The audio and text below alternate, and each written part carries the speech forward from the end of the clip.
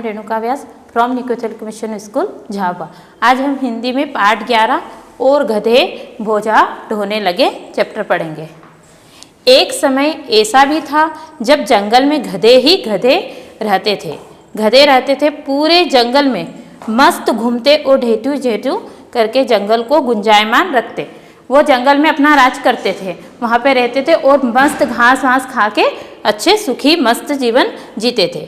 घास पात की कमी तो थी नहीं, भर पेट खाते और मौज करते। एक दिन मस्त गधों के जीवन में भूचाल आ गया। भूचाल मीन्स क्या आ गया? भूकंप आ गया उनके जीवन में।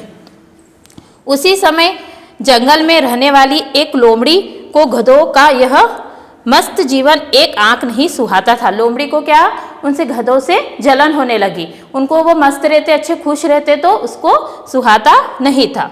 उसे मजाक सूझा। एक दिन मुंह लटकाकर वह गधों के पास पहुंची।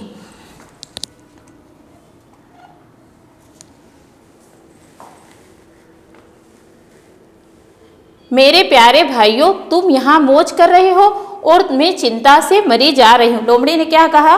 तुम तो मौज कर रहे हो मगर मैं तुम्हारी चिंता करके चिंता में मरी जा रही हूँ। तुम्हें तो यह तक नहीं पता कि कितना बड़ा संकट सिर पर पहुंचा है।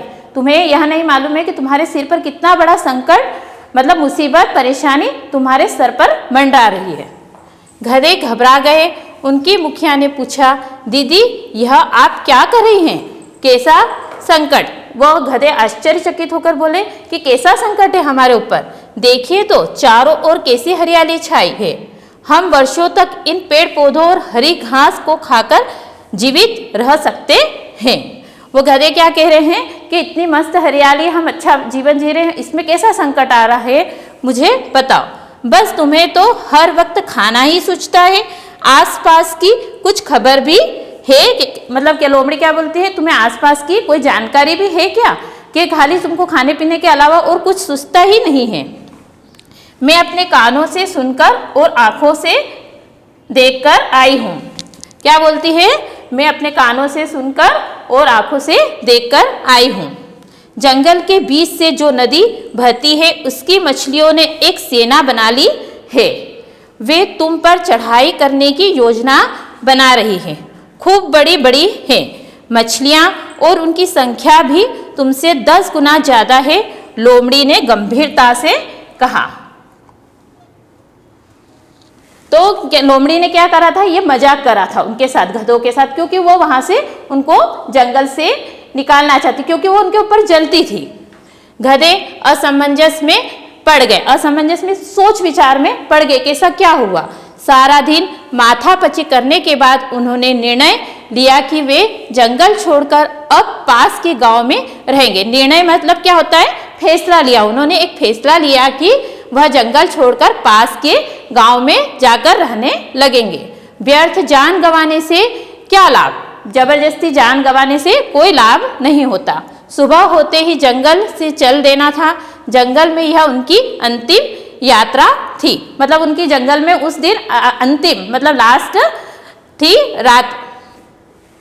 चिंता के कारण वे रात भर सो भी नहीं पाए। जरा सी आहट होती तो उन्हें लगता कि मछलियों की सेना आ गई है। आहट मीन्स क्या होता है? जरा सी भी कुछ हलचल होती, कुछ भी आवाज आती तो उन्हें क्या लगता है? जैसे मछलियों ने हमला कर दिया हो, उनकी सेना आ गई हो।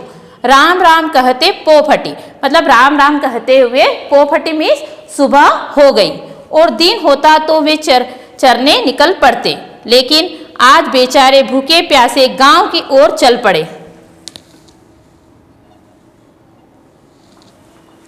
गांव की बाहरी सीमा पर ही एक धोबी कपड़े धो रहा था। इतने सारे गधों को देखकर उसने सोचा कि क्यों न कपड़ों की गट्ठर इन पर लाद दिए जाए। उसने उन्हें रोका और कहा, अरे अरे कहाँ घुसे चले जा रहे हो? क्या तुमने गांव में रहने के लिए अनुमति ली? मतलब आपने किसी से आज्ञा ली, अनुमति ली? गधे पोसो पश में पड़ गए, मतलब असमझ मतलब सोच विचार में पड़ गए। जैसे वे बिना किसी अनुमति लिए जंगल में रहते थे वैसे ही वे गांव में रहने की सोच रहे थे। उनके मुखिया ने सिर झुकाकर कहा, हमने अनुमति तो नहीं ली है।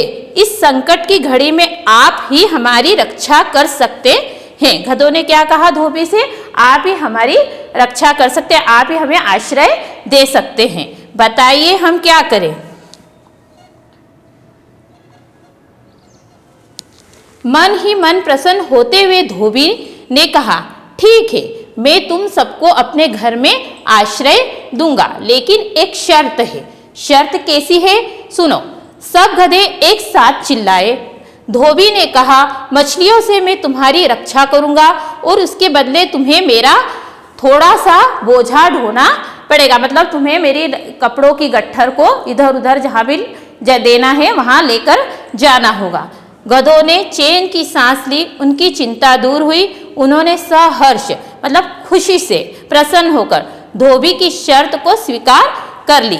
मतलब स्वीकार की मतलब क्या होता है? मान ली। उस समय से आज तक गधे धोबियों को बोझा ढोते आ रहे हैं।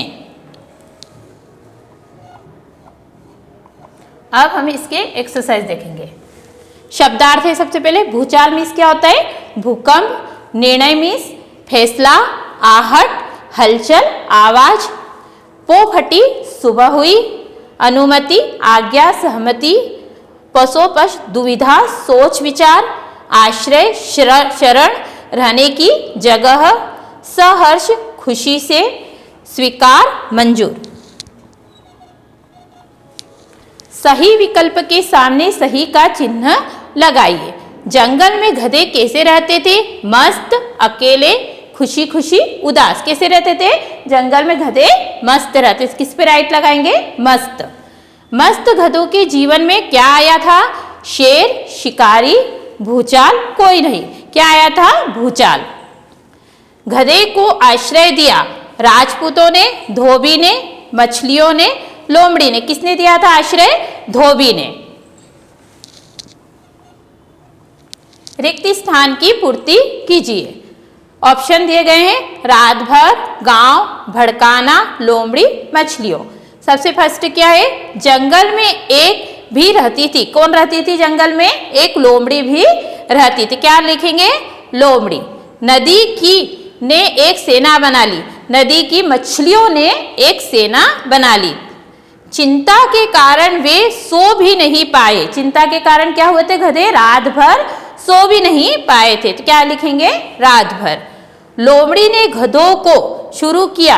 लोमड़ी ने गधों को क्या शुरू किया था? भड़काना। गधे जंगल छोड़कर में रहने लगे। गधे कहाँ रहने लगे थे? गांव में। सही कथन के सामने सही तथा गलत कथन के सामने गलत का चिन्ह लगाइए। गधे ढेचू ढेचू की आवाज निकालते हैं। सही। गधों ने जंगल नहीं छोड़ा था ना।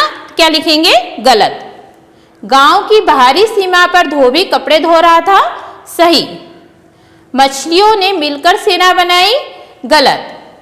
गधे जंगल में बिना किसी अनुमति के रहते थे। सही, क्योंकि मछलियों ने सेना नहीं बनाई थी, वो लोमड़ी ने उनसे मजाक किया था, इसलिए इसमें क्या लगाएंगे? गलत।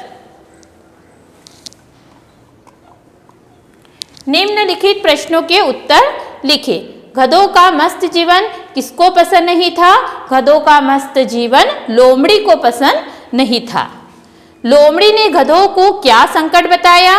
लोमड़ी ने गधों को यह संकट बताया कि जंगल के बीच से जो नदी बहती है उसमें मछलियों ने एक सेना बना ली है।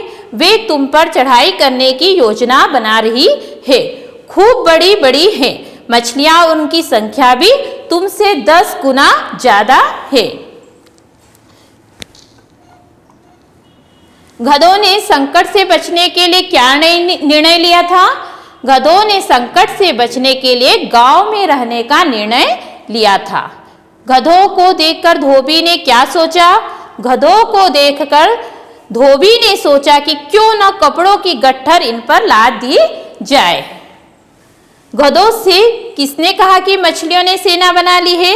गधों को लोमड़ी ने कहा कि मछलियों ने सेना बना ली है।